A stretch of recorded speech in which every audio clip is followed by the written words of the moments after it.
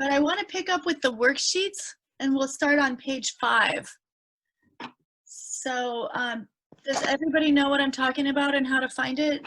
Shall I show you? Let me go ahead and share. And as always, we have a couple different ways to participate. If you have a comment or a question, you can write it in the chat, or you can unmute yourself and speak up if I don't see you. Or you can use the, under participants, you can use the raise hand feature if you like. So when I ask questions and you shake your head or nod no, then that helps me pace what we're doing and how we're doing. So I appreciate that. So does everybody know where to find this worksheet? I've posted the worksheet. This is page 5. So right now we're talking about significant figures, which is what we looked at in the lab. And then we're going to get to propagating that uncertainty in our calculations. So for example, if you make a measurement and then you use it to calculate a result, the final, excuse me, the final result is only as good as the least accurate calculation. Sorry, least accurate measurement. So we have to propagate that through the calculation. So that's what we're going to get to, but first we're going to look at scientific notation and how scientific notation allows us to express the uncertainty of a measurement just by writing down the number correctly. So just to review where we are, so under course resources, I'm going to look at worksheet number 2, units and conversions, chapter 1 and 2. And then we're on page 5. So we want to show, in these calculations, we want to show 3 significant figures. So I like to mark where I'm counting, right? So looking at this 1, 2, 3, the last significant figure is the 4. So I'm going to underline that to show that that is the one that's significant. Now those trailing zeros, notice that there's no decimal point in the number. And that means that those trailing zeros are not measured, but they must be there because 14,000 feet is large. It's a big number. So we need to have the zeros there to see how big the number is. And we always communicate significant figures when we write scientific notation, whether you mean to or not. It's always shown. So what I want to do is be very intentional now about how we write our numbers. So to make it into scientific notation, we're going to have just one number in front of the decimal, 1.44. Those are my significant figures. And now I need to make the new number equal to the original number by multiplying by a factor of 10. So here, and I'm going to use a caret to write the exponent because I don't have a way to format that inside the annotation. Thank you. So in order to make those equal, we have to multiply by how much? 1,000? 1, 2, 3, 4. So I'm going to write, I clicked out.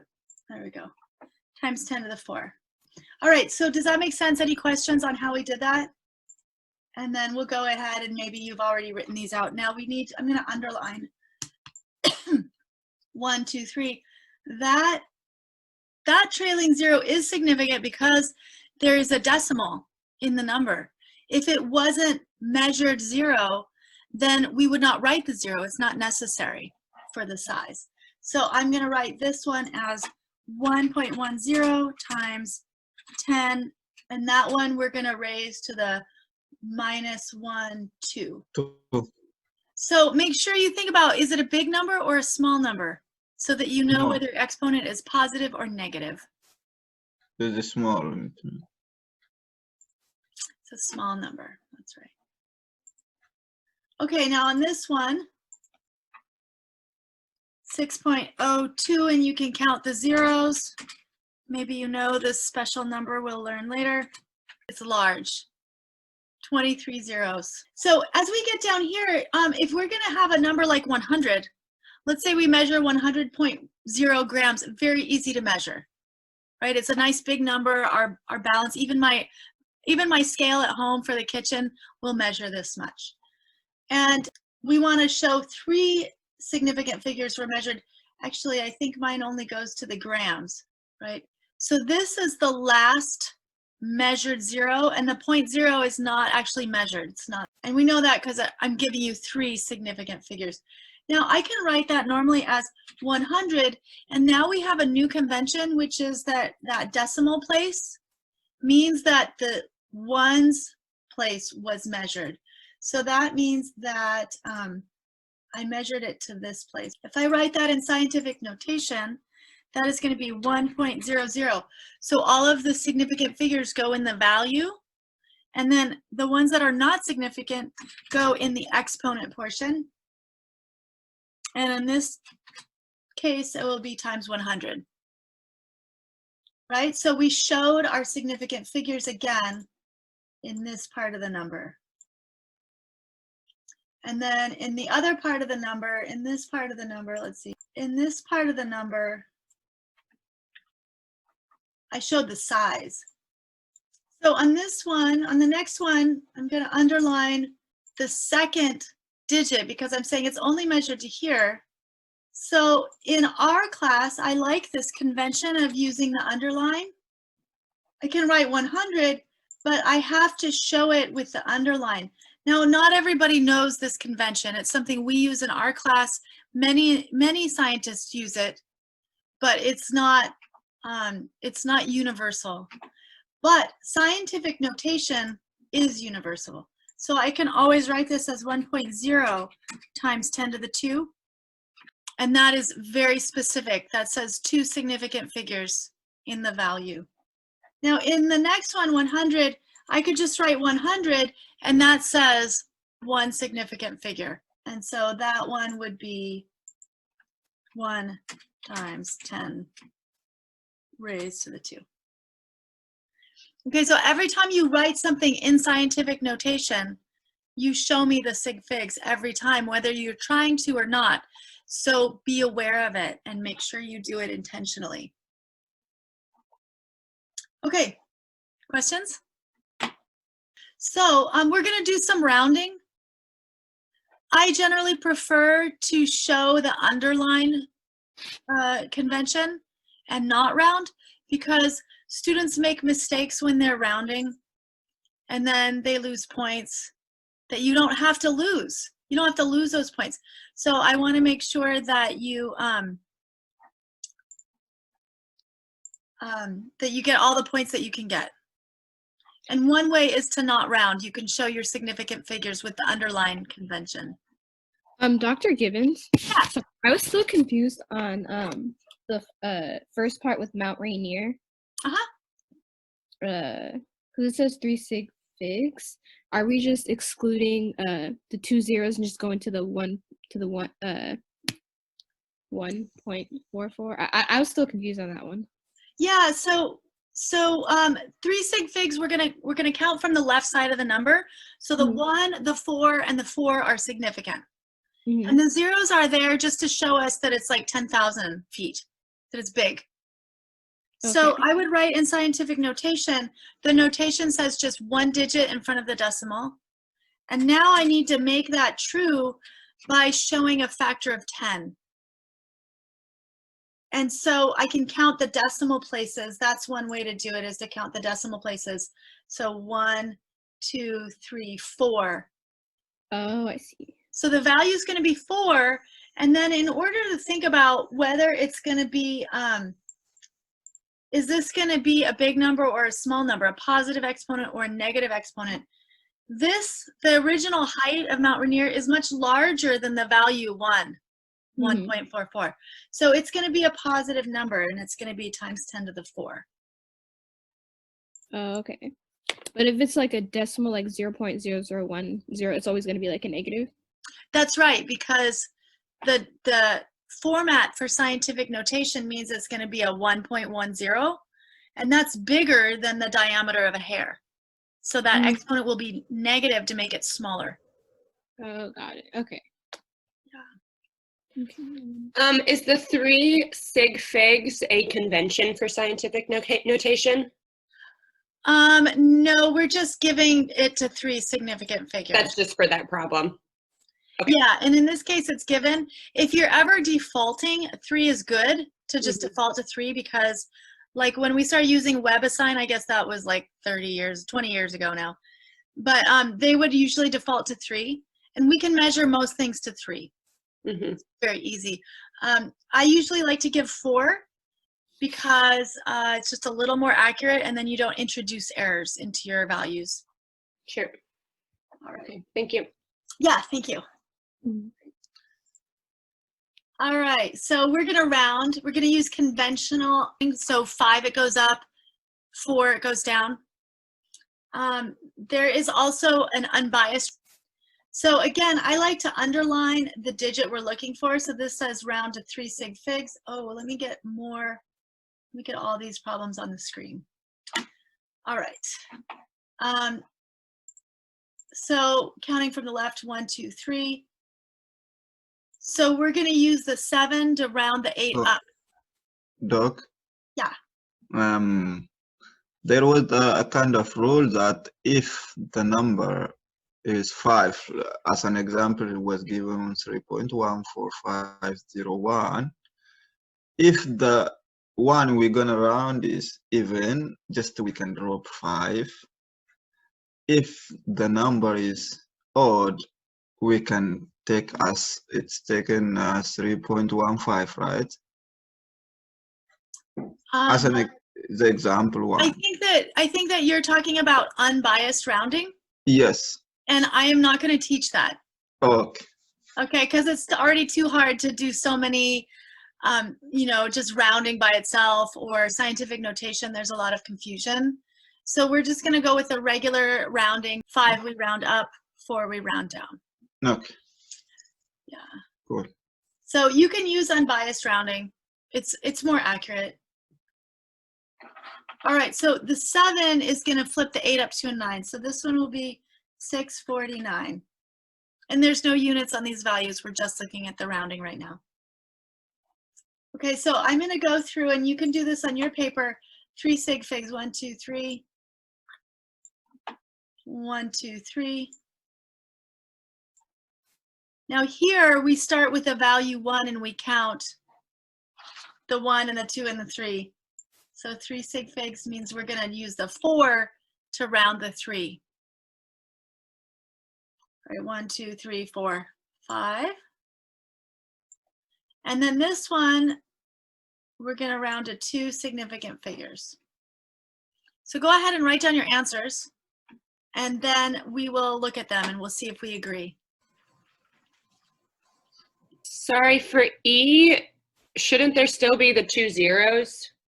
100,200, sorry, 1,234,600. Yes. So the size has to be the same, right?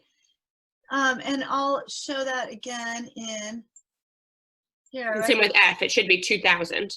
Yeah, these ones are not equal to the original values.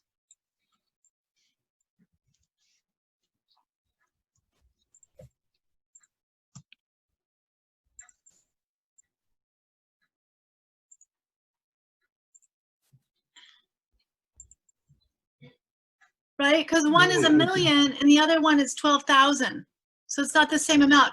And it's easy to think about with money. Let's say that you owe me $1,234,000 and you give me 12,000. I'm not going to take that. I'm not going to say that's okay, right? So it's a different amount. This one is going to be 2, 3, 4, 600.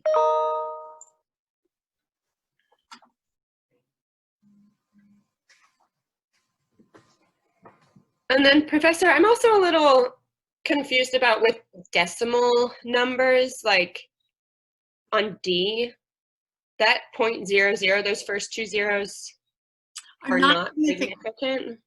Yeah, so let's write this in scientific notation because that'll always clear it up. Oh, okay, right. You wouldn't write the zeros. That makes sense.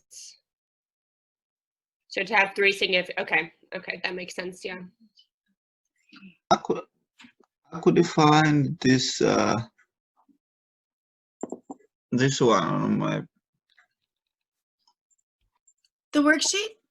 no, just that the one showing the exponent. You're using exponents.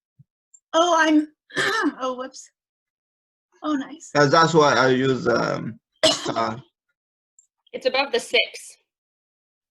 I'm the having number trouble 6. moving that one. Dead. Yes. It's the little caret above the number 6. Oh, thank you.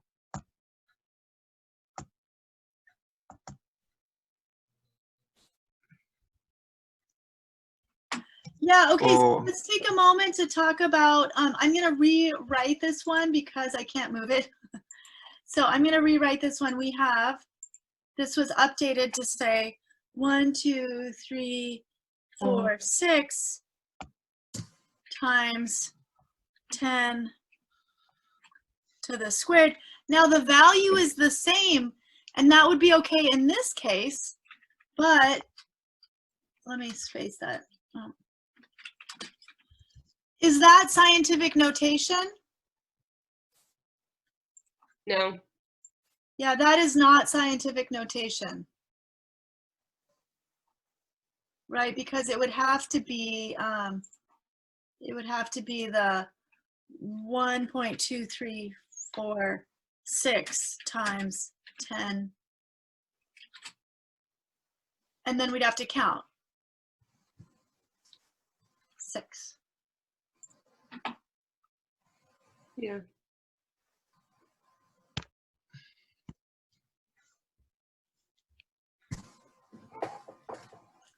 All right, okay, and same here. Now this one's a little tricky because the 7 is gonna flip the 9 and the 9 is gonna flip the 1 up to 2. So a lot of students will write 20 like we saw at first, but 20 does not equal this value. Mm-hmm. So we could write this as 2000 and then go back and underline right here. Oh, let me change the color there. My underlines, right? So oh. Okay. Okay. All right, so I could write 2000 with the underline convention. In this class, that would be fine. But in general, you would need to write, for other people to understand, 2.0 times 10 to the 3, right? 1, 2, 3. And that is how anybody would understand. This number has 2 significant figures, right? So in the case of F, it must go into scientific notation in order to be clear about the significant figures. Does that make sense? Because it could be just one significant figure with 2000. We don't know what's been measured. Exactly. For E, why is it 10 to the second power? Okay, so let me get this tool. So on this one, we're trying to make that equal to our original value. Mm-hmm. And so that's 12,000. We just need to add a couple zeros, those 2 zeros, to make it equal to this. Wait, whoop. I think that's it. That's not it. So we want to make it equal to the one in black. The one in black shows the zeros there. So those are equal. But it's not scientific notation. In scientific notation, we would have the 1.2346 times 10 to the 6th. So we're basically looking for values that are equal to this original value. And that's why you would do the times 10 to the second power. It depends on what you wrote originally. So let me erase some of these.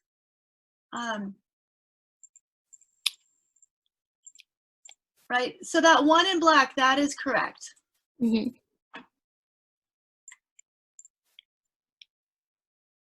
And that is equal to this one in green.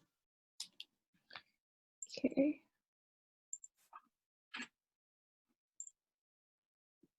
And that is also equal to the original value.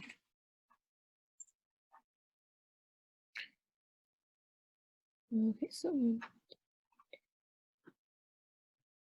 So that's really the big important part, is to make sure that your values are equal. mm-hmm. And then if it asks, this does not ask for scientific notation, but if it asks for scientific notation, then also pay attention to the format so that you have just one number in front of the decimal place. So does that make up for the two numbers that we kind of rounded up for, like 6, 7, since we're adding 2 zeros? Yeah, the 6 is gonna, so it's like taking, if we think about taking 567 and then rounding that to just one digit, that would become 600. Mm-hmm. Right? Yeah. The 6 would flip the 5 up, and then we would just round it with zeros. Oh, okay. So it's just got those other numbers in front of it. Mm-hmm. And is that always all the time, that once it flips up to like whatever high number, that we just Well, kind of put zeros on these? In E and F, we had to keep those zeros because of the size of the value. Mm-hmm.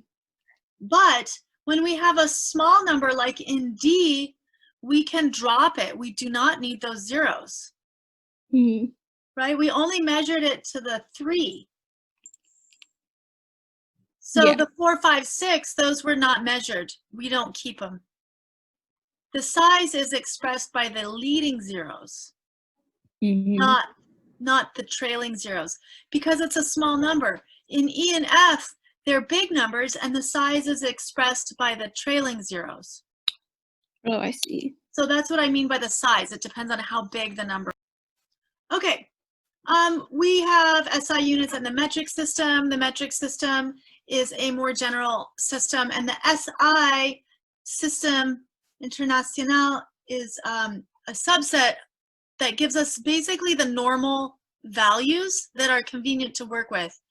So a meter is like, you know, the size of a human. It's pretty big. So that's our standard unit for the SI system. And I'm not going to test which one's which or what the SI units are, but it's more historical. Rather than using grams, we typically use kilograms because kilograms are more sensible, right? A gram, remember? Oh, no, we didn't. Did you see how much a paper clip weighs? It's small, right? One of them was like about a gram. It's just very small, whereas a kilogram is more like something that's a normal, something we would handle in real life. Our unit for time is seconds, and our unit for temperature is Kelvin. Notice that in the SI units, we do not have a normal, we don't have like a normal value for volume because the volume changes so quickly. So there's not really an SI designation for volume. Now, writing scientific notation can be kludgy, right? You have to write times and then shift caret, and then you have to like, where you have to do subscript and superscript. So sometimes we like to use a letter instead of the size. And so these are the metric prefixes. These will always modify a base unit. So our base unit will be something like meters, liters, grams, or seconds.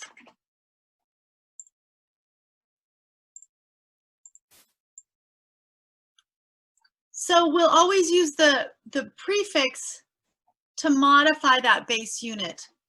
Okay, so there's a couple things that you should know. We're going to go to plus and minus 9.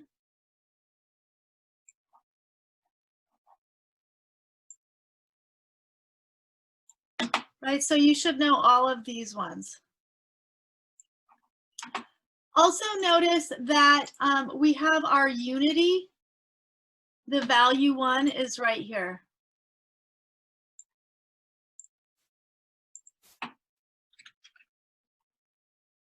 So that would be 1 liter, 1 meter, 1 gram, 1 second. which means that as we go up, as we get bigger, we go in the values 10 to the third, 10 to the sixth, 10 to the ninth. Just like in our number system, we have the commas in those places. So as we get bigger, we have a kilo, means 1,000. So kilo literally means 1,000, and we express it with a lowercase k. So we might have kilometers, kiloliters, kilograms, right? As we get bigger, our next number is a million. Mega is a capital M. So as we get bigger, we get these capital letters, mega, and then 10 to the ninth is giga. As we get smaller, we have a little bit more detail in this area. That's the size of our hand-ish, right? So as we go from our unity value down to the -3, -6, -9, we get to that same system, but in the range of our hand, like our fingernail to the size of our pinky, you know, we have more letters, more richness of detail. So you might remember centa from earlier, from like, I think we use these in school. Centa is 1 over 100. Milla is 1 over 1,000. So we have, and dessa, like 10 dimes per dollar, cents, 100 pennies per dollar. And then we get into our regular system of the 3, 6, 9. So if we have +3, it's large, it's a kilo. And if it's -3, it's small, it's milla. Now as we go to -6, we are out of M's. There's no more M's. So we have a Greek M called a mu. That looks like a U with a long tail on the front. Because we have a lowercase m we already used, and we have an uppercase M. So micro has to go to the Greek alphabet. So it's a mu. And then as we get to very small, 10 to the -9, nano. All right, so you need to know these. This is like one of the things that I asked you. Know means memorize.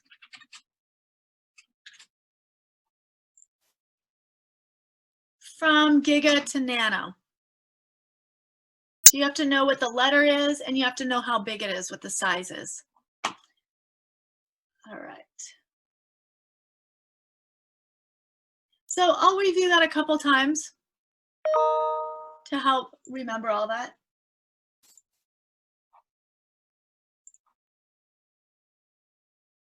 Now we'll use it to make these conversions.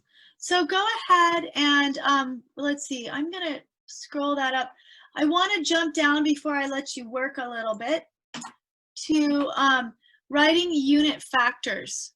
We're gonna base all of our work on calculations that use unit factors. So what I wanna do is write all of our equivalent statements with a clear numerator and a clear denominator. Okay, so we're gonna write the number and the unit on the top and the number and the unit on the bottom. So let's see, this is A. I'm gonna go ahead and fill one of these in. On number 2, 1 kilogram, and a K means 1,000. So that means that for every 1 kilogram, I have on the bottom, I can write 1,000 grams. So I have a clear top and a clear bottom with a number and a unit. And as we go forward, we'll have a label as well.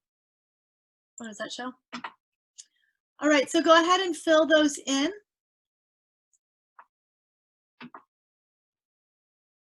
And we have a little note here about micrograms.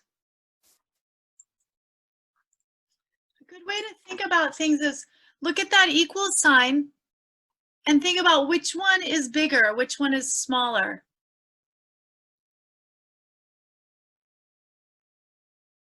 So 1 second is larger than a decisecond. So there's going to be more deciseconds. There's going to be more small units to make up one bigger unit. Would an F be just 10 to the 6th? That's right, yes. 1 microgram is 10 to the -6 grams, but 1 gram would be 10 to the 6 micrograms, or a million. Yeah, so when I Micrograms. write micrograms, right, I'm going to write, here's my blank, and I've got micrograms, which is so much easier in this annotate tool. I've already got, right here, I've got my blank. I'm basically saying times 10 to the -6 grams. That's already equal, that's already in there. So these are already there, and that means I'm going to have to write a lot of those. I'm going to need 10. I'm going to write it in scientific notation, right?